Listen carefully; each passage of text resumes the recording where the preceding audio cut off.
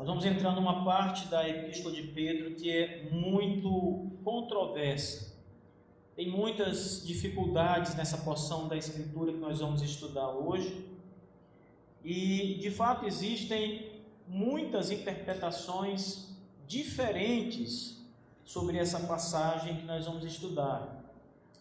Então, é uma passagem que provavelmente vocês vão encontrar outras pessoas trazendo explicações diferentes da explicação que vou dar para vocês hoje, e elas não devem, ao todo, ser rejeitadas, por se tratar, como eu disse, de uma passagem que tem as suas dificuldades.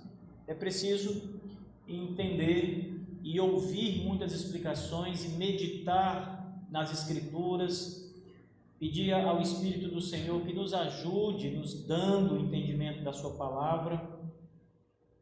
Mas eu acredito que o que eu vou ensinar a vocês hoje está de acordo com a Escritura, e eu penso que é o que Pedro está ensinando nessa porção da palavra de Deus. Então vamos abrir na primeira carta de Pedro, capítulo 3, vamos ler dos versos 18 ao 20. Versos 18 ao 20 dessa carta apostólica. 1 Pedro 18, capítulo 3, versos 18 ao 20. O texto diz assim, irmãos: pois também Cristo morreu uma única vez pelos pecados, o justo pelos injustos, para conduzir-vos a Deus, morto sim na carne, mas vivificado no Espírito, no qual também foi e pregou aos espíritos em prisão, os quais noutro tempo foram desobedientes quanto à longanimidade de Deus, quando Deus aguardava nos dias de Noé, enquanto se preparava a arca, na qual poucos, a saber, 8 pessoas, foram salvos através da água. Vamos ler até aqui. Eu quero, nessa manhã, me concentrar especialmente no versículo 19. No último domingo, nós fizemos um estudo no verso 18. Pois também Cristo morreu uma única vez pelos pecados, o justo pelos injustos, para conduzir-vos a Deus, morto sim na carne, mas vivificado no Espírito. E eu quero lembrá-los que essa palavra final no verso 18, que diz que Cristo foi morto na carne, mas vivificado no Espírito, deve ser entendida como tendo Cristo literalmente como homem morrido na cruz do Calvário, mas vivificado pelo Espírito Santo. Portanto, a expressão final no Espírito significa pelo Espírito Santo. Algumas traduções trazem a palavra Espírito com letra minúscula, como se a Escritura estivesse falando do espírito humano de Jesus, mas não é isso. Porque o espírito humano de Cristo ou de qualquer outra pessoa não morre para ser vivificado.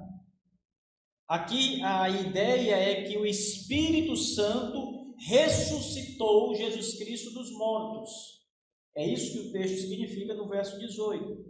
Mas aí então vem a passagem seguinte, os versos 19 e 20, especialmente o verso 19 que vamos tratar neste domingo aqui. Bem, um dos documentos mais antigos da tradição cristã, da igreja cristã, desde o começo da tradição cristã, é o chamado Credo Apostólico, ou Credo dos Apóstolos. Apesar do nome Credo dos Apóstolos, esse credo surgiu apenas depois da era apostólica, o que significa que, embora tenha o nome Credo dos Apóstolos, esse documento não foi escrito por qualquer um dos apóstolos. Reflete certamente a doutrina dos apóstolos, a doutrina bíblica, mas não foi escrito por eles. Tem apenas esse nome.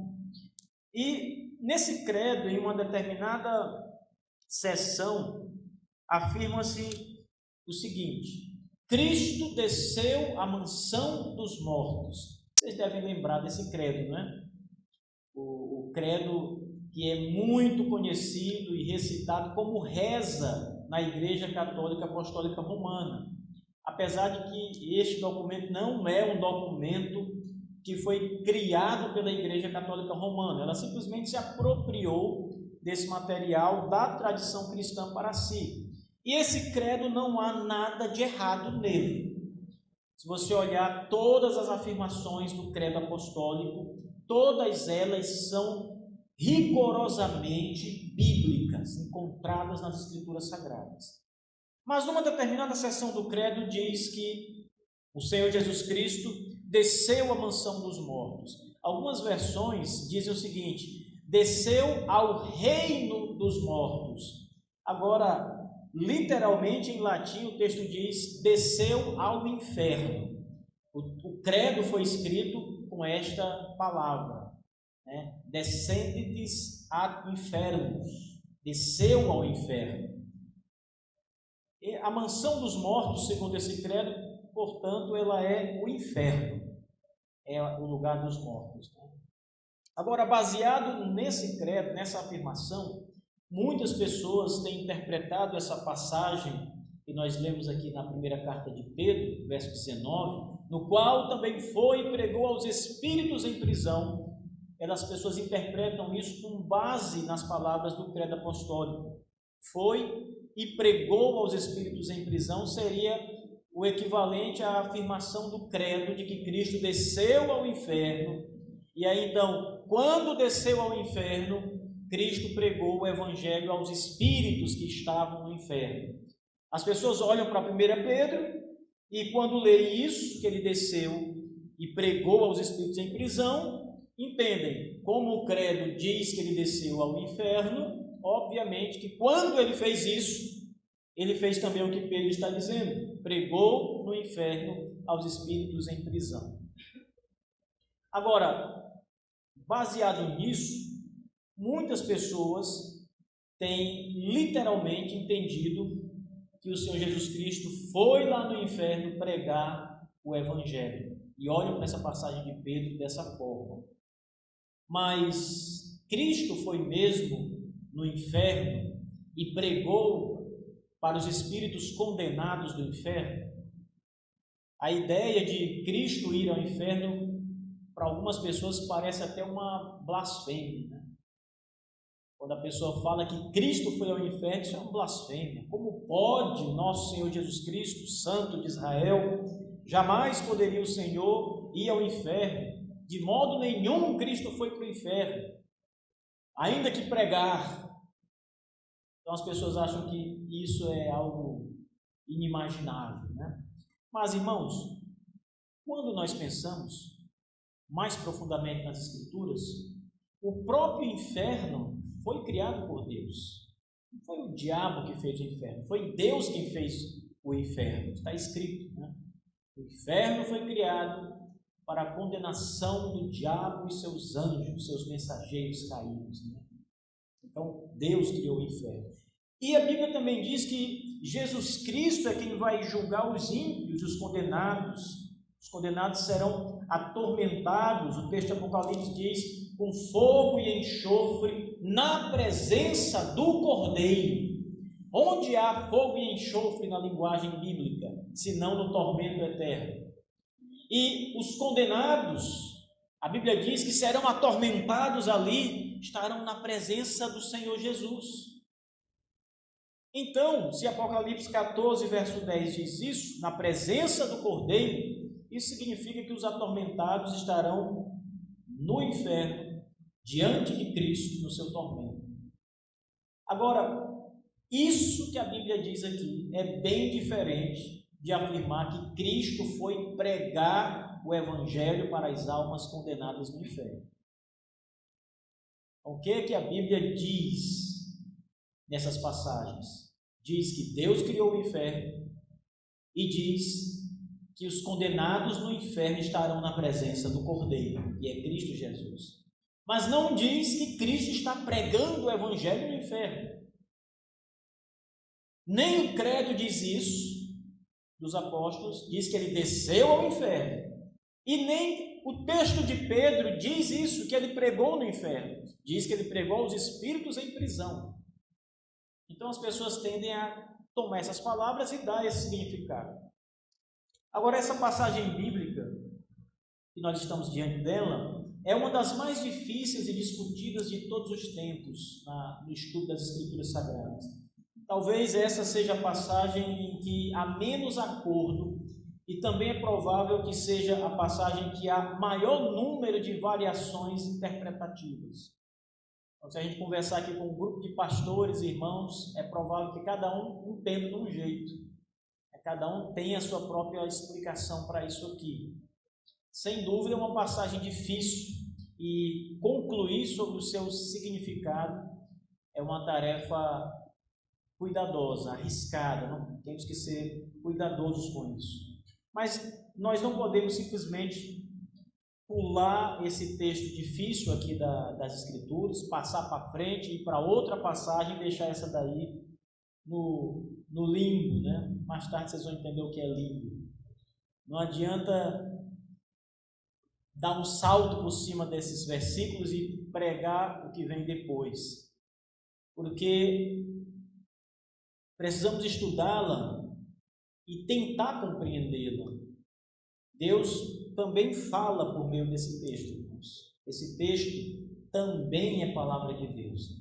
E se Deus colocou o versículo 19, o versículo 20 aqui nas Escrituras, certamente foi para o nosso proveito, para a nossa edificação, aprendermos alguma coisa sobre Ele, né? Então, vamos passar agora a examinar essa passagem com mais cuidado, né?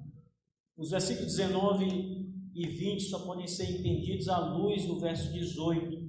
E o verso 18 afirma que o Senhor Jesus Cristo, vamos lá, primeiro, que Ele morreu por causa dos pecados de pessoas injustas, assim como está escrito, o justo morreu pelos injustos, né? O verso 18 também nos ensina que Cristo foi vivificado pelo Espírito Santo, né? O Espírito Santo ressuscitou Jesus Cristo dos mortos no terceiro dia. E o verso 18 nos ensina também a grande verdade das Escrituras, de que Jesus Cristo, Filho de Deus, morreu e ressuscitou dos mortos. Isso está lá no verso 18 de modo muito claro. Sua morte e a sua ressurreição. E isso aqui não é apenas a grande verdade da Bíblia, mas é o grande tema da Bíblia. A morte e a ressurreição do nosso Senhor Jesus Cristo. É o grande tema de toda a pregação cristã.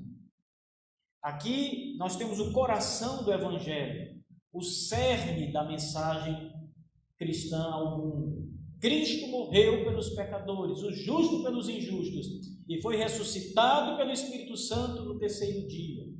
Então, a morte e a ressurreição de Cristo, com todas as suas implicações, significa o genuíno Evangelho. Agora, no verso 19 e no verso 20, o apóstolo Pedro vai nos ensinar mais sobre Jesus Cristo, com a expressão no qual também foi e pregou. O apóstolo Pedro tem a intenção de ensinar que Jesus Cristo, o que Jesus Cristo fez, além de vir ao mundo, além de morrer e além de ressuscitar dos mortos.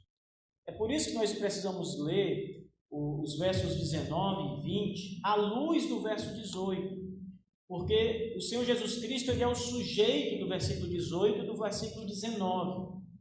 Ainda que no versículo 18 Cristo seja um sujeito passivo, ou seja, Jesus Cristo ele sofre a morte, ele não se mata, matam o Senhor na cruz do Calvário. E ele também, segundo o verso 18, é ressuscitado. Então a ressurreição é algo que outro faz por ele. No caso do verso 18, o Espírito Santo. Então ele é um sujeito passivo. Mas no verso 19, que é o verso que vamos estudar, Cristo é um sujeito ativo. Ele é aquele que prega aos espíritos em prisão. Então nós passamos o verso 18 de Jesus como um sujeito passivo para o verso 19, Jesus como um sujeito ativo. E eu acredito que é nesse ponto, entre os versos 18 e os versos 19 e 20, que está a chave para o melhor entendimento das palavras do apóstolo Pedro nesta passagem, que é tão disputada.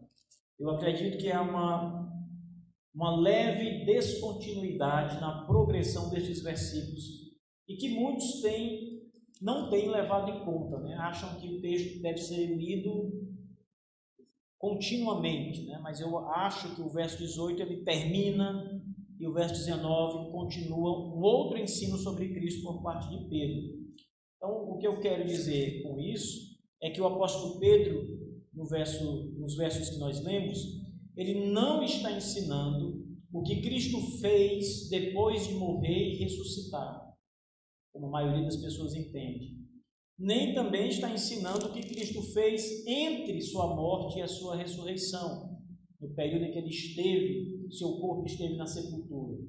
O que eu penso, meus irmãos, aqui, é que o apóstolo Pedro está ensinando o que Jesus Cristo fez durante todo o tempo do seu ministério sobre a terra, antes de morrer na cruz do Calvário, durante os 3 anos em que ele esteve sobre a terra, depois do seu batismo, até a sua crucificação. E isso significa que há uma descontinuidade na cronologia, ou seja, na ordem dos acontecimentos, entre os versos 18 e os versos 19 e 20. E hoje, com a graça de Deus, vamos nos concentrar no significado do versículo 19 apenas, e no domingo que vem vamos para o versículo 20 em diante, porque tem muita coisa para ser falada aqui. Então, muitos entendem que a progressão da passagem do apóstolo Pedro significa o seguinte: primeiro, Jesus Cristo morreu, verso 18, Jesus Cristo ressuscitou dos mortos, verso 18, e Jesus Cristo ressuscitado pregou aos espíritos em prisão que estavam no inferno, versículo 19. É assim que muita gente entende a continuidade das palavras de Pedro. Ele morre, ressuscita e depois vai pregar no inferno. Portanto, a pregação de Cristo aos espíritos em prisão, na qual o apóstolo Pedro se refere aqui, teria acontecido depois que Cristo morreu e ressuscitou. Mas eu penso que no verso 19 o apóstolo Pedro está se referindo à pregação de Cristo no seu ministério de 3 anos sobre a terra. Por isso, eu acho que as palavras de Pedro, a partir do verso 19, não devem ser vistas como uma progressão, uma continuação da obra de Cristo depois da sua morte e da sua ressurreição. Como eu disse para vocês logo no início, a passagem que nós estamos estudando, ela é difícil e há muitas interpretações diferentes. Vejam só, irmãos, para vocês terem uma ideia, algumas das interpretações deste verso 19 ao longo da história da igreja. Então, no ano 200, um homem chamado Clemente de Alexandria, que era um dos pais da igreja, ele ensinou, baseado nessa passagem de Pedro, que Jesus Cristo foi ao inferno espiritualmente, não em carne, mas espiritualmente. Enquanto morreu, ele foi ao inferno e pregou o evangelho da salvação para as pessoas que estavam presas desde a época do dilúvio. Então, todos que estavam no inferno desde aqueles tempos antigos ouviram a pregação de Cristo espiritualmente. Então, esses homens e mulheres, conforme Clemente acreditavam, eles rejeitaram a mensagem de Deus que foi pregada nos dias de Noé e agora estavam tendo uma outra oportunidade de ouvir a mensagem pela boca do nosso Senhor Jesus de modo espiritual. Então, Clemente defendeu uma segunda oportunidade de salvação aos pecadores que já estavam ali no inferno. Essa é uma das primeiras interpretações desse texto, né? Cristo prega no inferno para salvar os pecadores que estão presos lá. Depois, um homem da igreja, um bispo chamado Agostinho, ele trouxe uma outra interpretação. Ele rejeitou a interpretação anterior e no ano 400 surgiu a interpretação de que Pedro, nesta passagem, ele estava falando como se o Cristo pré-encarnado, ou seja, Jesus antes de vir ao mundo, pregou a salvação dos pecadores antes do dilúvio por meio de Noé. Ou seja, Noé estava pregando, mas na verdade Cristo estava pregando por meio de Noé. Noé, o pregador, era o instrumento que Deus usava para pregar as pessoas daquele tempo. E o Agostinho, ele negou a ideia de uma segunda oportunidade de salvação para aqueles que estão no inferno. Ele discordou lá do Clemente. Terceiro, alguns acreditam que Cristo ele foi para um lugar chamado limbo, e que Pedro está ensinando nessa passagem que Cristo foi para o limbo antes de ser assunto aos céus, com a intenção de libertar as almas que estavam presas naquele lugar. Então, nós não conhecemos muito sobre o limbo, porque essa é uma doutrina católica romana. Os católicos romanos acreditam que há um lugar chamado limbo e um outro chamado purgatório. O purgatório seria, na verdade, não um lugar específico, mas uma situação, como se fosse um momento em que as pessoas estão ali sendo purificadas de alguns pecados que ainda lhes restam, né? E essa ideia surgiu no século VIII, entre o século VI e o século VIII, mas ela é atribuída a um cardeal romano chamado Belarmino. E ele ensinou sobre o limbo e disse que o apóstolo Pedro estava falando sobre a pregação de Cristo no limbo para libertar as almas que estavam presas ali. E o limbo é um lugar, como eu disse, inventado pelos católicos, em que estão as almas das pessoas que não foram muito más e também não foram muito boas, né? Por isso não estavam nem no inferno e nem no céu. E esse homem, Belarmino, ele acreditava que os crentes do Antigo Testamento estavam todos no limbo. Abraão, Jacó, todos os cristãos, os crentes do Antigo Testamento, não estavam no céu, mas estavam nesse lugar, no limbo, né? E Cristo havia então descido ao limbo para pregar para esses homens, né? Libertar esses homens. E também uma outra interpretação desse texto é que Cristo pregou no inferno para os anjos caídos.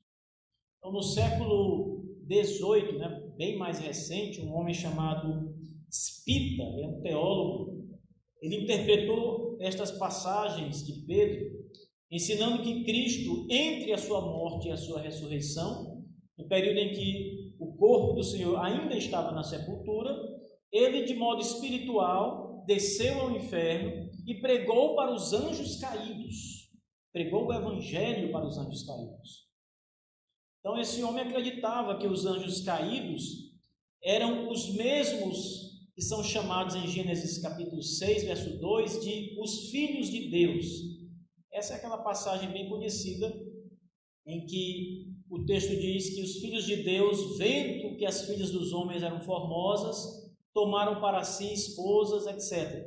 Eles olhavam para essa passagem e entendiam que os filhos de Deus eram uma referência aos anjos. E esses anjos, então, que desceram do seu domicílio e haviam possuído mulheres na terra, haviam sido, então, lançados no inferno por Deus, e Cristo havia ido ao inferno para pregar para eles. Esses anjos que pecaram foram lançados no inferno, em 2 Pedro 2,4. E também os anjos que não guardaram seu estado original são chamados assim em Judas versículo 6.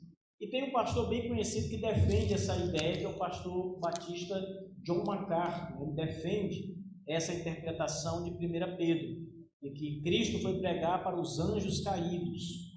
E ainda há uma outra interpretação, eu estou citando aqui as mais conhecidas, e essa interpretação é que Cristo pregou aos anjos caídos que estão no inferno, depois que já estava no céu. Não entre a morte e a ressurreição, mas quando já estava no céu. E o conteúdo dessa pregação, segundo essa interpretação, é diferente. Não foi uma mensagem da salvação. Essa é uma das interpretações mais recentes e ensina que o apóstolo Pedro está afirmando que Jesus Cristo, depois de subir aos céus, pregou aos espíritos em prisão, mas não a mensagem de arrependimento e salvação, e sim a sua vitória sobre a morte e o seu triunfo no inferno. Cristo desceu ao inferno para mostrar-se como o conquistador vitorioso, né? Ele conquistou a morte e o inferno. Então seria por isso que Cristo desceu ao inferno. Essas são as posições mais defendidas. Todas elas, com exceção de Agostinho, defendem que Cristo desceu ao inferno para pregar, ou aos homens, ou ao limbo. O limbo é uma beirada do inferno, não é o inferno ainda, é a beirinha dele, está entrando. Ou aos anjos caídos. A ideia geralmente gira em torno disso. Agora, eu discordo dessas teorias por algumas razões. Eu quero elencar com vocês, para vocês entenderem os motivos. Primeiro, aquela primeira proposta de Clemente, eu discordo dela porque a Bíblia, em lugar nenhum, fala de uma segunda chance aos que estão no inferno. Quem está no inferno não sai mais do inferno. Na perdição eterna. Jesus disse em Lucas 16: os que estão no tormento do inferno não podem passar para o lado do gozo eterno. Ele fala isso para o rico. O texto diz assim, Lucas 16, versos 23 ou 26. No inferno, estando em tormento, levantou os olhos e viu ao longe a Abraão e Lázaro no seu seio. Então, clamando, disse: Pai Abraão, tem misericórdia de mim, e manda a Lázaro que molhe em água a ponta do dedo e me refresque a língua, porque estou atormentado nesta chama. Disse, porém, Abraão: Filho, lembra-te de que recebeste os teus bens em tua vida, e Lázaro igualmente os males. Agora, porém, aqui ele está em consolo, tu em tormentos. E além de tudo, está posto um grande abismo entre nós e vós, de sorte que os que querem passar daqui para vós outros não podem, nem os de lá passar para nós. Então, se o Senhor Jesus ensinou isso, como pode ele ter ido ao inferno, pregar o evangelho da salvação para as pessoas que se perderam, para que elas creiam, se arrependam e saiam do inferno? Essa teoria não se sustenta diante de muitas passagens da Bíblia, não apenas essa de Lucas. Segundo, a posição do Agostinho, a segunda posição que eu mencionei, ela parece nos ensinar uma coisa extraordinária. Cristo pregou por intermédio de Noé, pelo Espírito Santo. Mas, irmãos, não há nada de tão extraordinário nisso, porque todos nós concordamos que a pregação fiel sempre é Cristo, pelo poder do Espírito, pregando por intermédio dos seus pastores. Quando qualquer pastor está pregando a palavra, segundo o apóstolo Paulo, é Cristo quem está pregando por intermédio dele. É a palavra do próprio Cristo sendo falada e explicada. Então, o que Agostinho fala é o que todos na igreja defendem, no certo sentido. Embora isso que o bispo Agostinho defendia seja verdade, eu ainda penso que Pedro está dizendo algo mais do que isso. Não é apenas isso. Ele não está só dizendo que Cristo pregou nos dias de Noé, por intermédio de Noé. É algo além disso.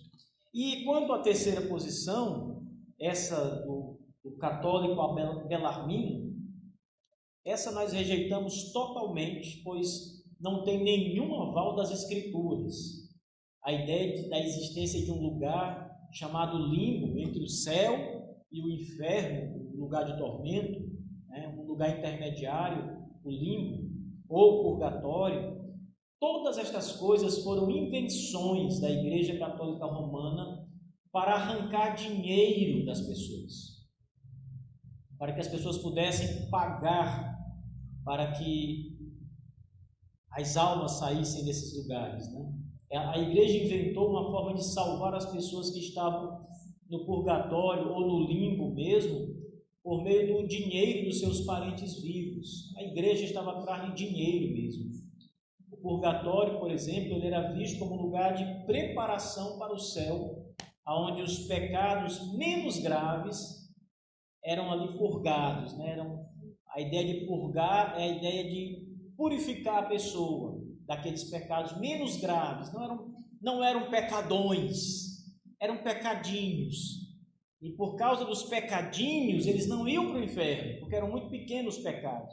Mas como tinham esses pecadinhos, também não podiam ir para o céu. Então iam ser purgados estes pecados no purgatório. E para fazer isso, os parentes tinham que pagar para que os padres, os bispos, o Papa autorizassem esse ato de purgar os pecados, né? De arrancar as almas do purgatório. Agora, o limbo era o chamado literalmente de a beirada do inferno. A palavra limbo significa borda ou beira. E a igreja considerava que existia tanto o limbo das crianças, que era chamado de limbus infantum, para as crianças que morriam sem o batismo. Antes de ser batizadas, as crianças morriam, e aí elas iam para esse lugar, diziam os católicos romanos. O limbo infantum era o lugar delas.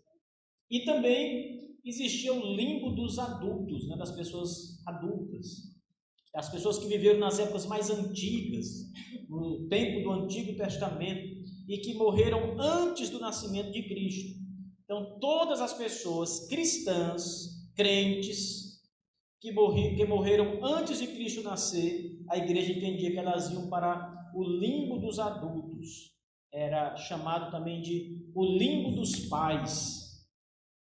E Bellarmino defendeu que Cristo, antes de ser assunto aos céus, desceu neste limbo dos pais para libertar os espíritos dos homens que estavam presos ali. E segundo ele, era isso que Pedro estava ensinando.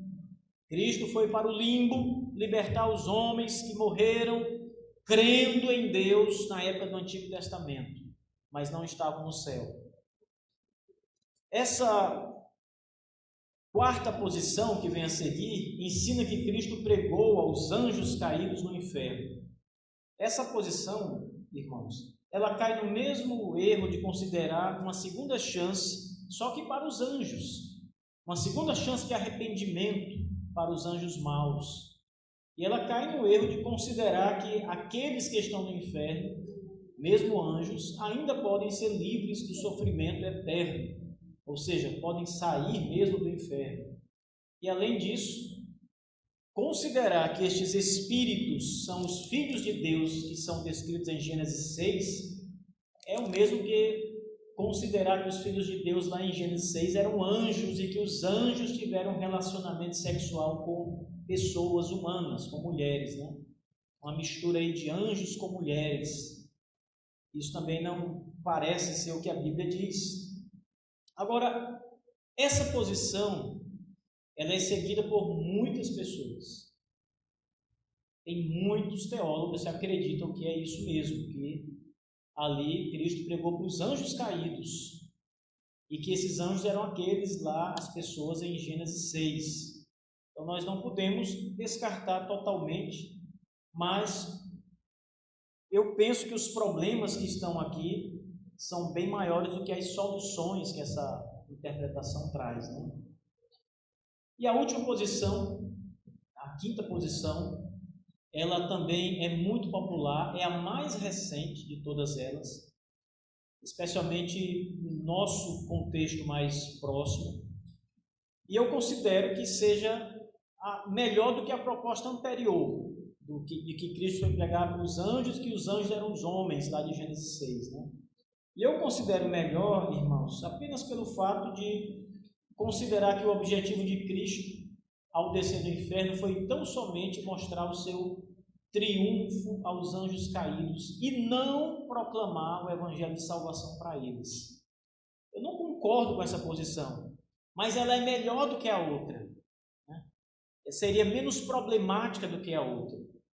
Então, veja, alguns problemas que nós podemos ver aqui é o seguinte: no Novo Testamento, a palavra Hades, ela é a mesma palavra que se aplica a inferno, por exemplo, ela é a descrição do lugar para onde vão os mortos. Então, as pessoas, quando morrem, vão para o Hades. No grego é assim que está escrito. E essa palavra, geralmente, ela é traduzida como inferno. Na Bíblia, o Hades é o lugar onde estão os mortos que rejeitaram a Cristo e praticaram a iniquidade, mas também é o lugar onde estão os mortos que serviram a Cristo e tiveram fé e confiança nele. A Bíblia diz que eles estão no Hades. Então, esse inferno aí é o inferno que estão os crentes e os descrentes. Seria mais ou menos assim que deveríamos entender. Naquela história de Jesus, em Lucas 16, sobre o mendigo e Lázaro, o mendigo e o rico, aliás, o rico que foi condenado, né? O texto diz que ambos estão no Hades ali. Só que um está sofrendo e o outro está em consolo, sendo consolado.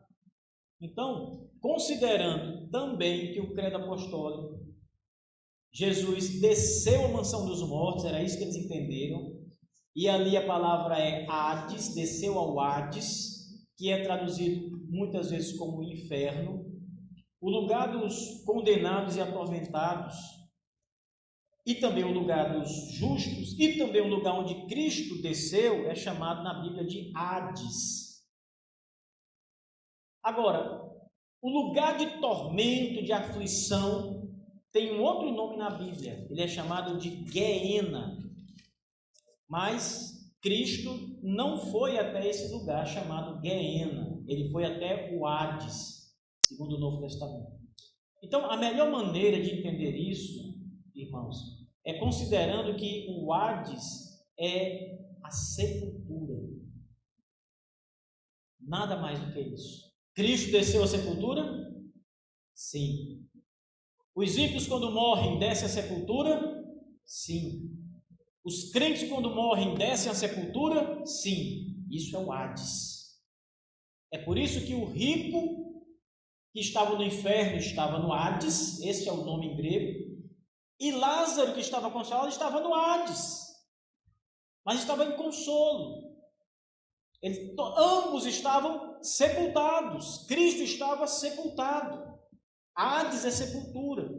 Isso é importante para mostrar que essa passagem de 1 Pedro 3, verso 19, não tem ligação com essa afirmação do credo apostólico. Ou seja, a ideia do credo apostólico é dizer que Jesus morreu, foi sepultado, descer à mansão dos mortos quer dizer foi sepultado.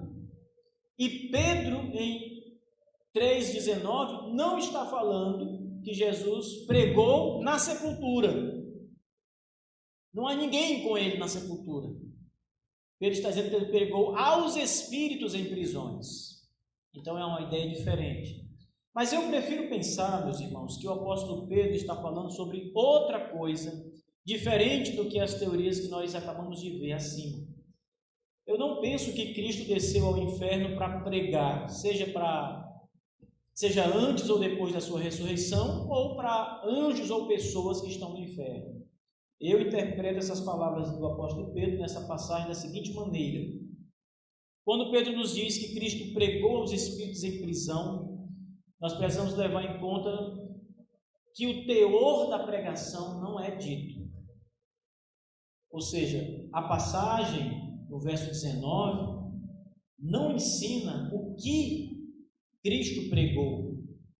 Pedro não diz que Cristo pregou o evangelho para homens ou anjos, para que eles se arrependessem e crescem em Jesus. Ele só diz que ele pregou, mas não diz o conteúdo da pregação. Isso não é mencionado. Apenas é dito que Cristo pregou. Além disso, o termo espíritos, pregou para espíritos em prisão. Esse termo espíritos não necessariamente se aplica a anjos, que são seres espirituais de fato, ou aos espíritos dos homens que já morreram, né, que estão desencarnados. Essa palavra espírito pode designar homens que estão vivos, que ainda estão vivos como nós. Tem uma passagem bem interessante, uma explicação de um teólogo chamado Sproul, e ele diz o seguinte, observe, ele fala sobre essa passagem de Pedro. Ele diz assim: quanto aos espíritos em prisão, as pessoas discutem se eles são espíritos angelicais, as almas de homens fiéis, justos, ou as almas de pessoas más e ímpias. Essas são as 3 opções básicas. Mas é possível que Pedro, ao escrever ao povo judeu, tenha pensado em pessoas vivas. Os espíritos em prisão não são pessoas mortas, mas vivas. Não pessoas no inferno, mas pessoas que são mantidas cativas pelo pecado. A Bíblia usa o termo espírito para referir-se a pessoas vivas.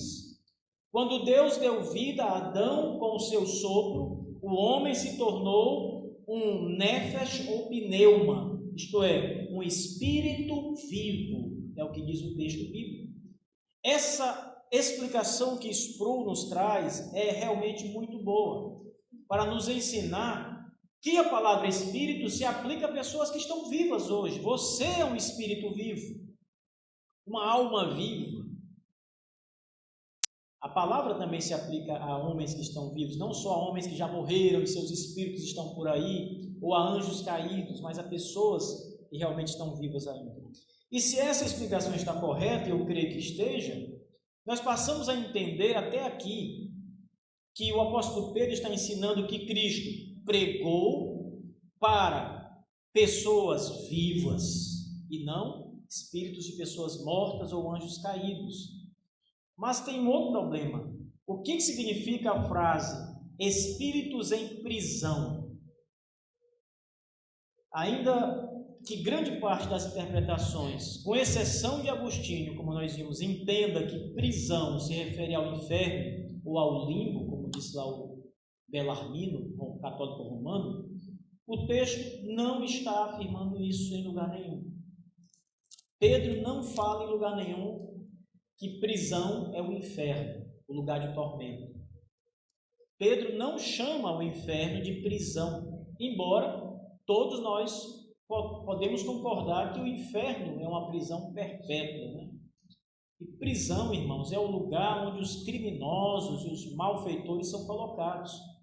Os malfeitores ficam presos por causa dos seus crimes, seus delitos.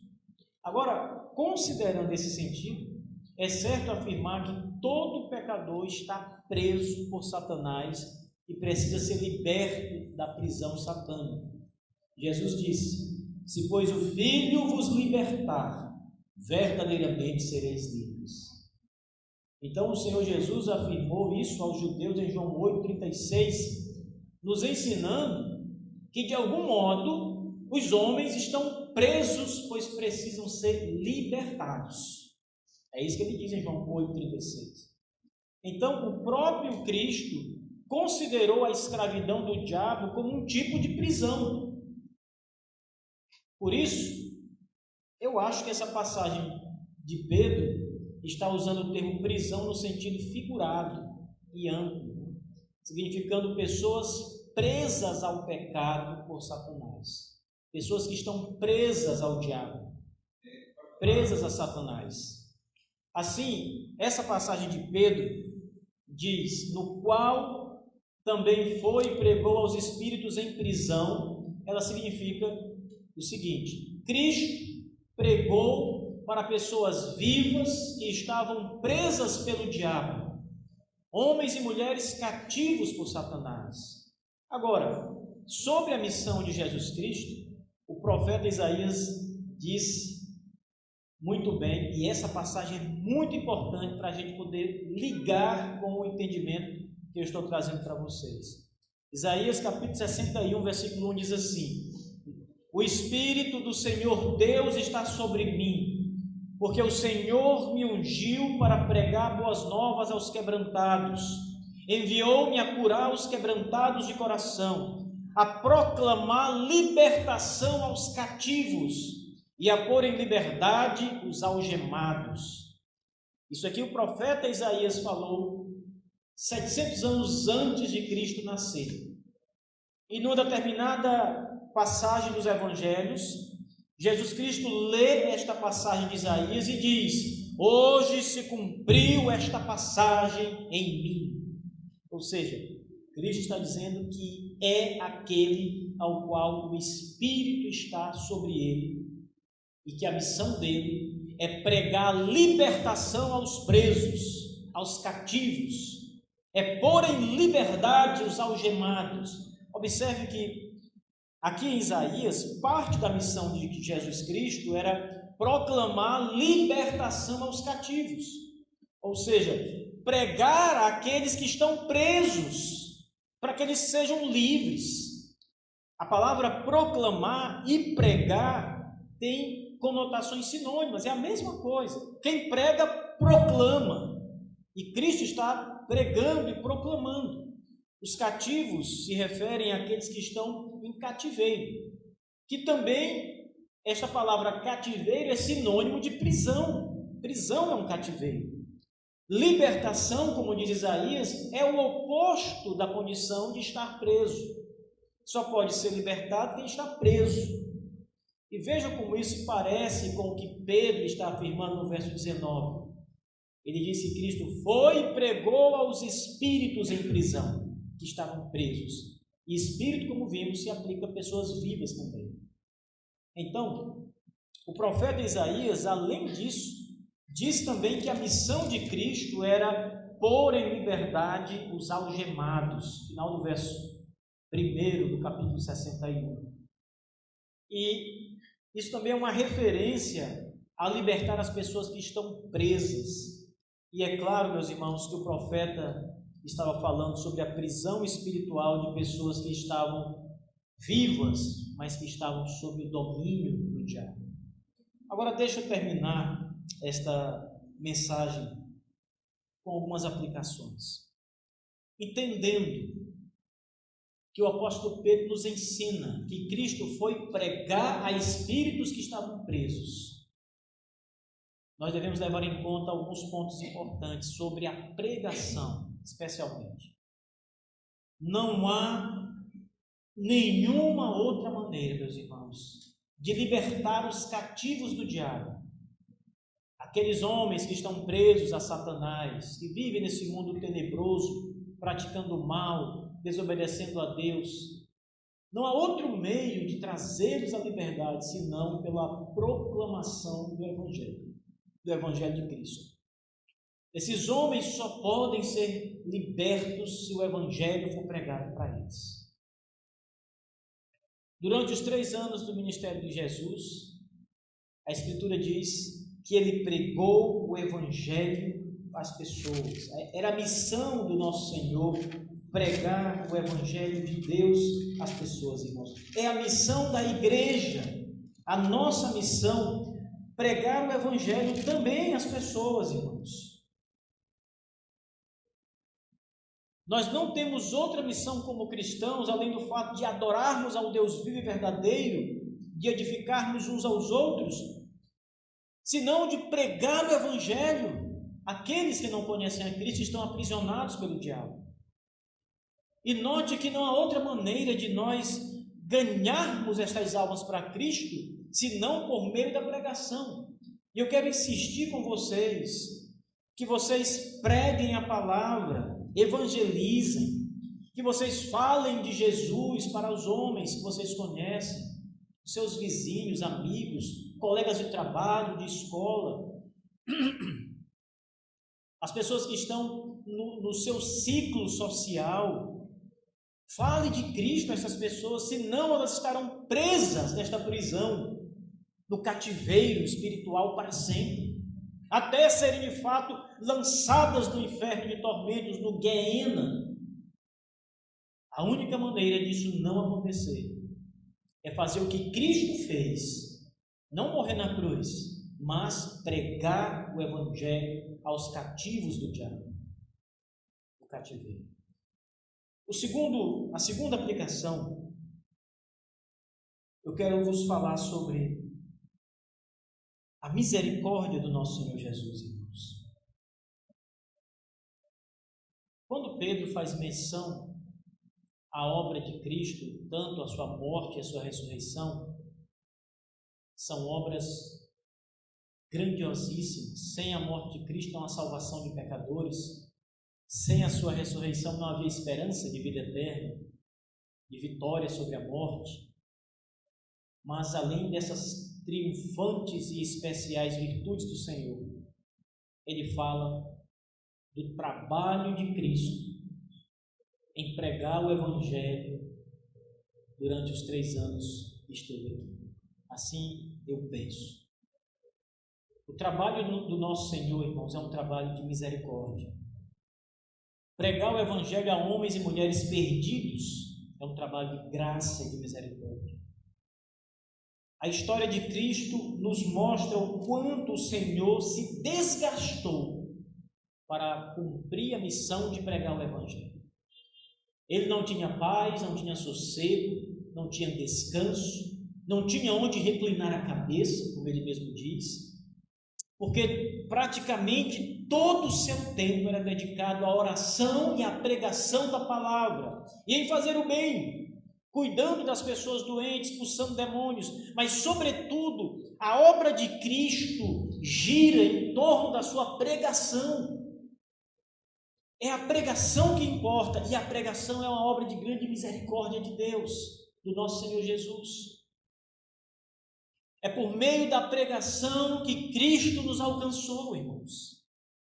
Por isso estamos aqui hoje, adorando o nosso bom Senhor, ouvindo sua palavra, aprendendo sua palavra, sendo imitadores de Jesus. Parte da imitação de Cristo consiste em pregar o Evangelho como ele pregou, em levar a nossa misericórdia às pessoas. O fato de não pregarmos a outros demonstra que o nosso coração não tem misericórdia dos outros, não tem interesse pelos outros, não tem amor pelos perdidos, não move uma pena para ver pessoas ímpias salvas dos seus pecados no inferno e no céu, como algo que movia o coração do nosso Senhor o tempo todo. E Cristo mais do que nós. É preciso, irmãos, olharmos para a misericórdia do nosso Senhor Jesus Cristo nos teus 3 anos de ministério e tomarmos essa misericórdia para nós mesmos e aplicarmos em nossa vida e vivermos de modo misericordioso, o que significa nesse contexto levar o Evangelho a outras pessoas por misericórdia e graça. Como nós fomos alcançados pela misericórdia e pela graça, como Deus enviou outros a nos alcançarem por meio da pregação, de modo misericordioso, nós também, de modo misericordioso, levarmos este Evangelho a outras pessoas. Libertar cativos do diabo, com ação misericordiosa de pregar o Evangelho a eles. Façamos isso, meus irmãos.